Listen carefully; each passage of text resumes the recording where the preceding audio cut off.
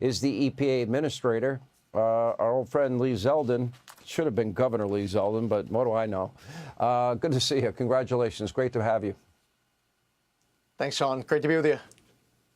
So you're talking about a 65% reduction in the workforce at the EPA. Tell us. Well, 2024 at EPA, there were tens of billions of dollars spent. In 2025, we want that number reduced by tens of billions of dollars. I don't want Congress to be giving us the tens of billions of extra dollars. We saw all this money going out to left-wing advocacy groups. Not only are we not sending money out to left-wing advocacy groups, we don't want to send money out to right-wing advocacy groups. We don't need the money. We need to operate more efficiently. That's with regards to grants. We've been working with DOGE. Elon and his team have been fantastic to work with. I've canceled about 30 grants working with them with $120 million of savings. I canceled a $50 million grant for the Climate Justice Alliance. They say that climate justice runs through Gaza, runs through a free Palestine.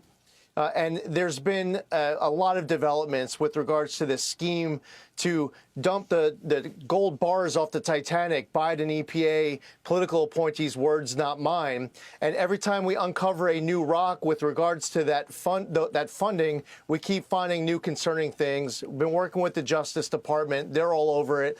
And the fact that they park tens of billions at this bank is crazy. We want to reduce the real estate footprint.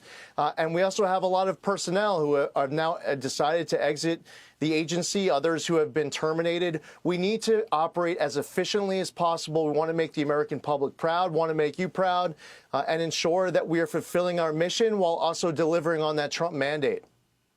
Let's talk about how much of the EPA has gotten caught up in environmental radicalism and how much of the money from the EPA is being spent abroad. Well, a lot. I mean, when we talk about tens of millions of dollars that went out in 2024, a lot of it was going out towards, with self-dealing in mind, conflicts of interest, going out to entities that weren't prepared to receive it. One example, a Stacey Abrams-linked NGO that just formed in 2023 and only received $100, got $2 billion from the Biden EPA. They put in the grant agreement that they had 90 days to complete a training called How to Develop a Budget. If they don't know how to develop a budget, they shouldn't be given $1, let alone being given $2 billion.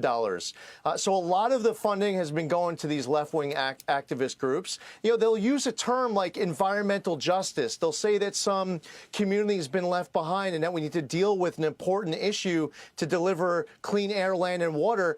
Okay, that makes sense. But here's the thing. In the name of climate justice, instead of sending that dollar to remediate the environmental issue, they're sending the money to their friends on the outside. We're not going to play along with that. As you said earlier in the show, no more business as usual.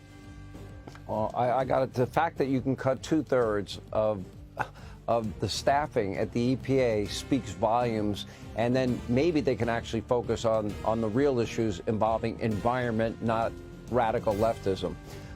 Anyway, Secretary Zeldin, Lee Zeldin.